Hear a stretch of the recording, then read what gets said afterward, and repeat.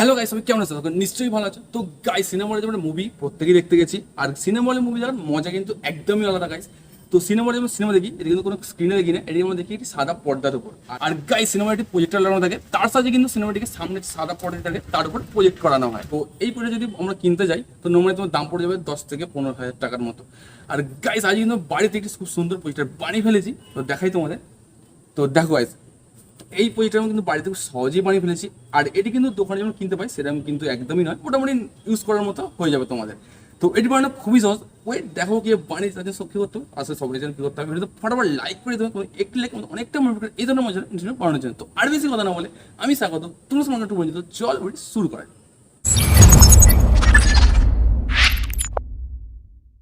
তো গাইজ, এই প্রজেক্টরটি বানানোর জন্য প্রথমেই প্রয়োজন হচ্ছে একটি বড় সাইজের বক্স।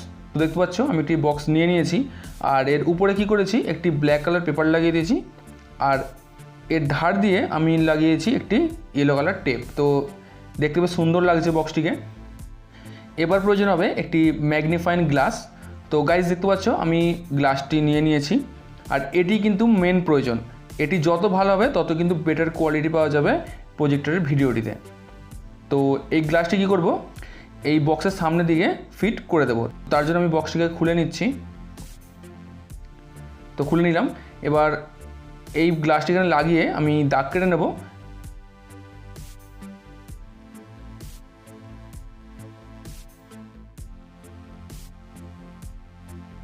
তো দাগ কেটে নিলাম।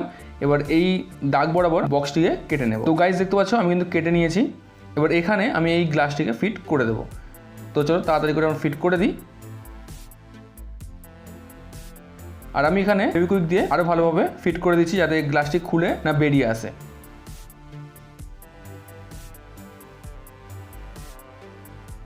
তো গাইজ আমি কিন্তু ফিট করে দিয়েছি ভালোভাবে। আর এই বক্সের চারিপাশে আমি অ্যালুমিনিয়াম ফয়েল লাগিয়ে দেবো, যাতে আরও বেটারভাবে এই প্রজেক্টটি তৈরি হয়। তো চলো তাড়াতাড়ি করে আমরা ফয়েলটি লাগিয়ে নিই। আমি ফয়েলটি নিয়ে নিয়েছি। এবার বক্সের চারিপাশে ফয়েলটিকে ভালোভাবে লাগিয়ে দেবো। তো দেখো গাইজ, আমি কিন্তু চারিপাশে ফয়েল লাগিয়ে দিয়েছি, দেখতেই পাচ্ছ। এবারে গাইজ এখানে একটি গর্ত করে নেব। তার আগে কী করব, আমাদের প্রয়োজন হবে ফোন রাখার একটি স্ট্যান্ড, যাতে আমি ফোনটি ভালোভাবে ফিট করতে পারি। তো আমি আগে থেকে একটি স্ট্যান্ড বানিয়ে রেখেছি, দেখাই তোমাদের। দেখো আমি একটি বোর্ড দিয়ে একটি স্ট্যান্ড বানিয়ে রেখেছি। এবার প্রয়োজন হচ্ছে পাইপ। তো পাইপটিকে এই স্ট্যান্ডের পিছন দিকে আমি ফিট করে দেব। তো গাইজ আমি ফেভিকুইক দিয়ে ভালোভাবে জুড়ে নিচ্ছি পাইপটিকে। তো জুড়ে নিলাম। এবার এই বক্সের ভিতরে আমি ফিট করে দেব। তো দেখো গাইজ, যেখানে শেষ হচ্ছে পাইপটি সেইখানে কিন্তু আমি গর্ত করব। তো দেখো আমি গর্ত করে নিয়েছি। এবার পাইপটিকে এই গর্ত দিয়ে গলিয়ে দেব। তো গাইজ এই গর্তটি কেন করলাম তোমাদের বলি। যখন আমি বক্সের ঢাকনাটি দিয়ে দেব, আর তারপরে আমি পাইপটির সাহায্যে ফোনটিকে আগে পিছনে করে ভিডিওর কোয়ালিটি অ্যাডজাস্ট করতে পারি। তো সেই জন্যই কিন্তু গর্তটি করেছি, আর পিছনে পাইপটিও আমি লাগিয়েছি। তো আশা করি তোমরা বুঝতে পেরেছো। তো এবার গাইজ আমি ঢাকনাটি দিয়ে দিই, কারণ আমাদের প্রজেক্টর প্রায় কমপ্লিট হয়ে এসছে। আর গাইজ এখানে ছোট্ট একটি কাজ বাকি আছে। দেখো যখন ঢাকনাটি আমি দিচ্ছি তখন কিন্তু গ্লাসটি অর্ধেক চাপা পড়ে যাচ্ছে। তো এখানে কী করতে হবে, একটু কেটে বার করে দিতে হবে। তো দেখতে পাচ্ছ আমি কিন্তু কেটে বাদ দিয়ে দিয়েছি। তো এবার ঢাকা দিলে দেখতে পাচ্ছ গাইজ পুরোপুরি রেডি হয়ে গেছে। তো দেখো গাইজ এবার কিন্তু পুরো রেডি, ঢাকা দিলে আর কিন্তু চাপা পড়ছে না। তো গাইজ প্রজেক্টটা কিন্তু পুরোপুরি রেডি হয়ে গেছে। এবার তোমাদের চালিয়ে দেখাই। তো গাইজ আমি এখানে ভিডিও চালিয়ে দিয়েছি, আশা করি বুঝতেই পারছো।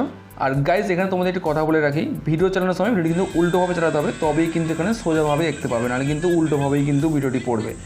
তো সেই জন্য তোমাদের খেয়াল রাখতে হবে, ভিডিও কিন্তু উল্টোভাবে চালাতে হবে, তবেই এখানে সোজাভাবে দেখতে পাবে। আর আরেকটি কথা, আমি ভিডিওটি শ্যুট করছি পুরো অন্ধকারে, তার জন্য তোমাদের দেখতে একটু প্রবলেম হতে পারে, কিন্তু ভালোই কিন্তু বোঝা যাচ্ছে। তোমরা বাড়িতে ট্রাই করে দেখতে পারো গাইজ। তো আমি গাইজ একটি ভিডিও চালিয়ে দিয়েছি, আর আমারই ভিডিও কিন্তু চালিয়েছি, দেখতে পাচ্ছ। আর আরেকটা কথা গাইজ বলি, ভিডিওর লাইট যত বেশি হবে ততই কিন্তু এখানে কোয়ালিটি বেটার হবে। তো এবার আমি একটি গান চালিয়েছি, গানের সাউন্ডে দিচ্ছি না কপিরাইট ক্লেমের জন্য।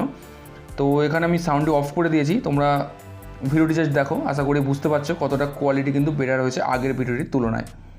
তো লাইট যত বেশি হবে তত কিন্তু ভিডিও কোয়ালিটি বেটার হবে।